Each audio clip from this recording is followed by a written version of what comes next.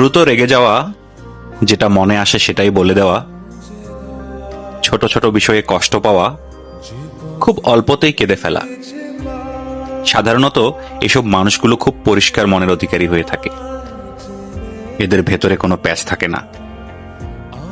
আপনি কোনো মুনাফিকের মধ্যে এসব গুণ দেখতে পাবেন না। যাদের কাছে এরকম একজন মানুষ আছেন, তারা সত্যি অনেক ভাগ্যবান।